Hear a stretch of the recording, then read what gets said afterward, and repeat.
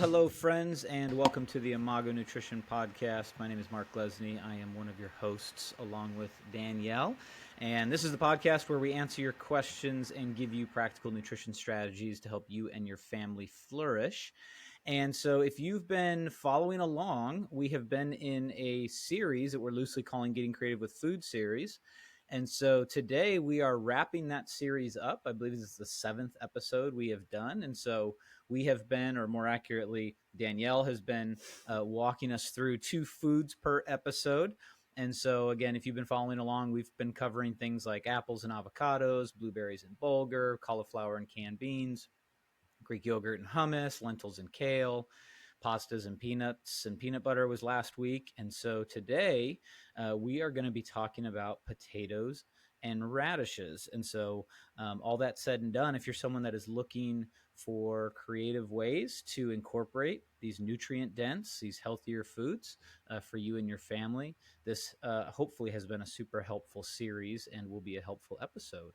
And so, Danielle, I think it's like the 4th or 5th time we've started this episode. We've been trying to record this thing for a little while, right? Between internet issues, me not going live on the intro music. We've had a couple bumps along the way, but here we are. I think we're finally doing it. So how are things up in your neck of the woods?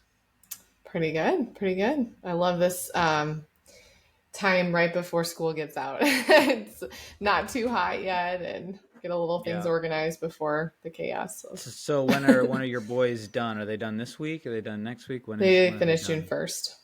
June 1st. Okay. So we're a little earlier. So I think our schools wrap up midweek this week, but we also start a little earlier than you all, I think, down here in Tennessee. So yeah, it's a fun time. So summer on the horizon, hopefully fun activities and outdoor stuff. I know we had our first pool day yesterday. Pool opened over the weekend. And so we were at the pool and hanging out, and the water was cold, but the sun was warm. So here we are, looking forward to it. So, all right. Well, I'm excited. I'm curious on potatoes and radishes, how we can get a little creative with that. I think potatoes is something that I incorporate quite a bit, but not radishes as much. I remember growing up with them. My mom loved them. And I've had them in some salads here and there, kind of thinly sliced radishes is usually how I apply them. But to be honest, I think I'm far more familiar with potatoes than radishes. And so I'm excited to see. And by the way, for the listeners, if you have a question about anything we talk about today, or just a nutrition question in general, we will be getting back to answering some of your questions as episodes. And so you can head over to our website, imagonutrition.com. That's IMAGO nutrition.com/podcast. There's a form on that page that you can fill out and answer a question, shoot it our way. We'll consider it for a topic of a future episode. So with that, Danielle, as I said, excited to learn listeners a little bit about getting creative with potatoes and radishes. So where do you want to start? Potatoes or radishes? Let's start with potatoes. But yes, let's dedicate this episode to your mom, because I did think of her when I was looking at radishes. She's a fan. She is a huge fan. Yeah. So potatoes. Okay. So one medium potato has about 110 to 150 calories. It is considered a starchy vegetable, but starchy vegetables are really great. They are lower in carbs than your pasta or rice per cup. Potatoes have about 35 grams of carbs in one medium potato, about 2 to 4 grams of protein, about 2 grams of fiber, and obviously no fat and cholesterol because it's a plant. So it is a really great food to incorporate, not from the box, right? The whole potato from the grocery store or the produce section. It has more potassium than a banana. It has a good source of vitamin C and B6. The plant compounds, mostly in the skin, they depends on the color of your potato. So a purple or red skin potato is highest in the amounts of polyphenols or an antioxidant. And then the yellow fleshy, the flesh part that's yellow. So in your yellow potatoes, and there's another variety of potatoes that are yellow inside, that is lutein, which is a vitamin for your eye. So that is really helpful to know. One thing about potassium, I know a lot of people think potassium get rid of my leg cramps, but actually decreases risk of high blood pressure and heart disease too. So Mm. potassium is really great for a lot of things. So for the tips, the first one is pretty obvious. You can mash it. Instead of using butter, try olive oil, a plant-based swap, and incorporate your fresh herbs. So utilize that to increase the nutrients in your mashed potatoes. Mm. Number two would be cut into wedges or dice, toss with some olive oil and roast. This is probably the way we do it most, but I know a lot of people Yeah. throw those in the air fryer now. So that could be an option as well if you don't want to add the oil. I think the oil gives a little bit more satiety. I don't, have an air fryer, so I think it probably tastes amazing that way. But just think about oil is not a bad thing. Obviously, it does add calories, so you use it sparingly, but it can, boost the satiety in your potatoes, maybe allowing for a proper portion on your plate. Mm. Um, for a Greek potato dip. Now, this is very new to me. I have not tried this. So, Mm. mash several cooked potatoes with sliced almonds, olive oil, lemon juice, vinegar, and salt and pepper. So, you use it as a dip for your veggies. Nice. So, That's interesting. I like that one. yeah, it's a Greek dish that I had not heard of. So, that's fun. Okay, so this one's really season appropriate if you're having a patio party coming up here. So you can serve grilled potato wedges and a variety of dips. So how fast would that be? Just have a variety of dips and you grill those potatoes. So you could dip them in guacamole, salsa, hummus. So it's basically an upgrade for your chip, right? Yeah. So you're going to get a lot better. I don't know. It's one just better taste sounding to me to serve the grilled potatoes wedges versus the chip. How you do this, you barely pre-cook it. So it's barely tender. It could be a big boil or microwave it just so it's a little bit tender. And then toss in a grill basket, foil pack it, or use skewers. And then you can add your choice of seafood, chicken, or meat to make it more of a full meal if you'd like. Another one would be toss potato chunks with vinegar, olive oil, Dijon mustard, and herbs and serve warm or cold. So that's kind of like a potato salad there. Mm-hmm. This is like, this is my favorite so far of the, not the one I just mentioned, the potato salad, but this is another upgrade for your chip. So instead of like chips and nachos, I'm trying to say, instead of nachos, this is what you're going to do. You're going to toss the potato wedges with olive oil, cumin, and smoked paprika. It's really important that it's smoked paprika and salt. And then you roast that until crunchy, or sorry, roast it in the oven. And then you top with cheese, black beans, and olives, and then warm it again for 5 minutes. So that's a Yeah, really I'm fast. gonna go with that one's my favorite now too. So Yes. Yes. I'm a huge Mexican fan now. I wasn't when I was a kid, but smoked paprika is amazing tasting. I don't know if you've tried Hmm. that, Mark, but I don't know if I have. I don't think so. okay. That's probably my favorite spice, that and cumin. But so it has both in this one. So really great Mexican dish. Here is a Spanish dish. Okay. So they make a tortilla basically. And we kind of mentioned this at one of the episodes. You take the potatoes, onions, eggs, garlic, salt, and pepper, and you basically make it in a skillet, kind of like an omelet. Mm-hmm. So, and then the last one would just be instead of adding cream cheese or cream to your soup to increase the thickness, try just melting a potato in there. So, like, cook your potato in there for about 15 minutes and it'll just kind of disappear, like melt and thicken your soup. Wow. So there's Very cool. your fun tips for potatoes. That's awesome. I think the nachos is the winner, clear winner for me. That one sounds pretty incredible. A little Amazing. more Yeah. involved, but I think incredible in the outcome. So probably jotting that one down. Gonna play with that because I'm a huge Mexican. We love Mexican too. If I had to choose like one style, I Favorite. guess for the rest of my life, Yeah. it'd probably be that. So That's awesome. And we should say too that just a shout out, as we've been doing every episode, to a nonprofit known as Old Ways. And so if you Google 12 Great Ways Collection, just the number 12 Great Ways Collection, you'll see the Old Ways website should come up at the top of that search. And they're a food nutrition nonprofit helping people live healthier, happier lives. And so if you create a free account, they'll give you access to tons of documentation, really great documentation, sort of like what we're doing here. This is kind of a primer. And you can kind of dig into some of these foods and these ideas and ways to get creative with even more foods than we're covering with this series. So again, just shout out to Old Ways for just the resources they're putting out to help folks. And so, yeah, head on over there, check it out, and enjoy exploring their resources. So with that, The other as thing you said. well, before we move on to radishes, one more thing I thought about for potatoes. They come in so many different varieties. So even if you pick one or two of these tips and you just use a different variety of potatoes, like maybe it'll change. Yeah. red potato, yellow potato. Your mom brought us purple potatoes one time. That was awesome for me and the kids. So just fun. Yes.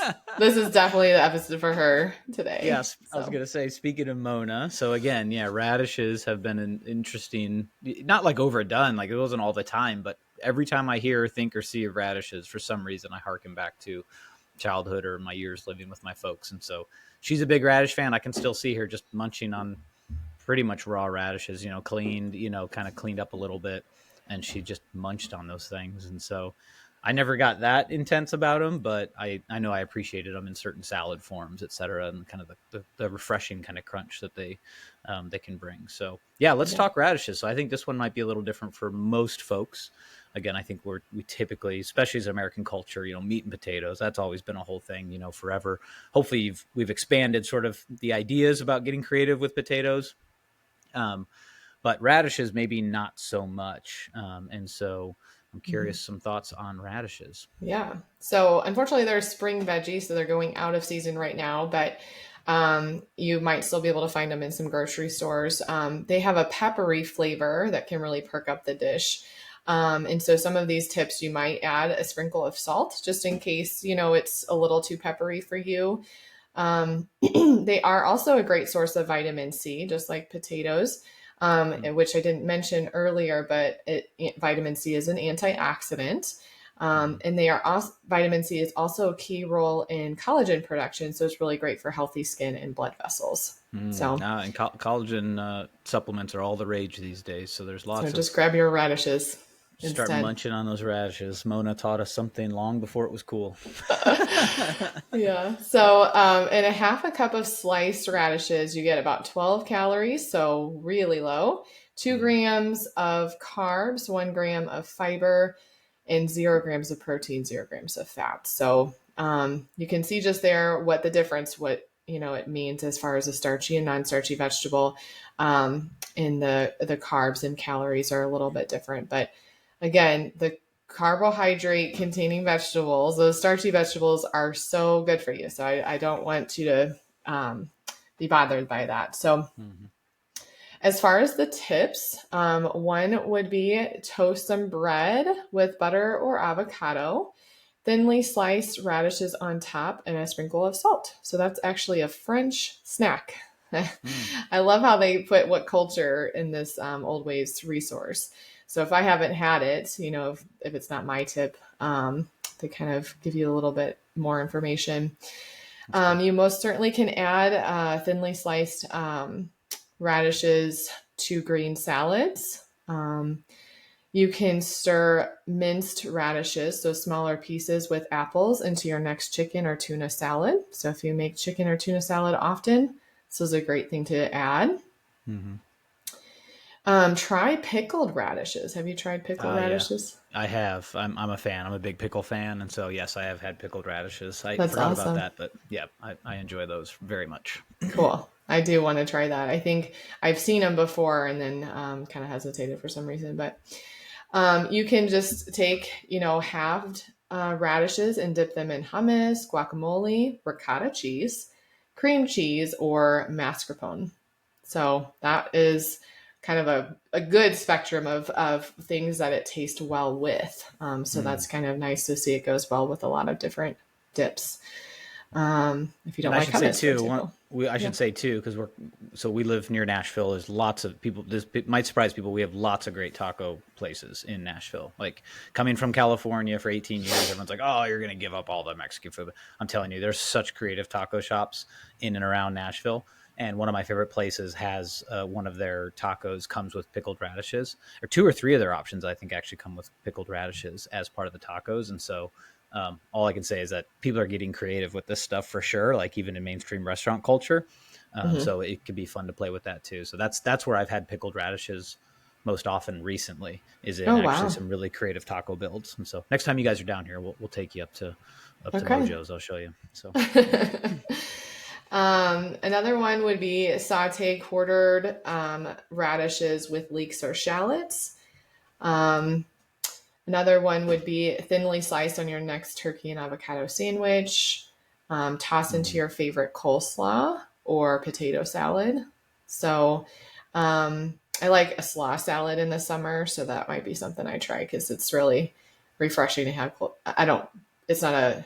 It's not a mayo based salad that I have. It's more of a vinegar based one.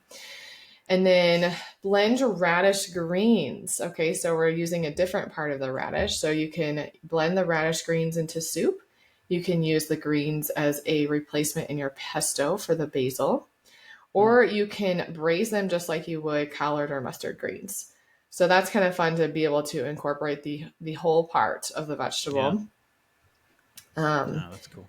I've done that with beet greens, but I have not done that with radish greens. Hmm. Um, And then the last one, roast with sweet potato or butternut squash. So I do enjoy that, dicing those, and then one of those other fall vegetables mixed in there. Toss it with some olive oil and roast. Wow, So that's cool.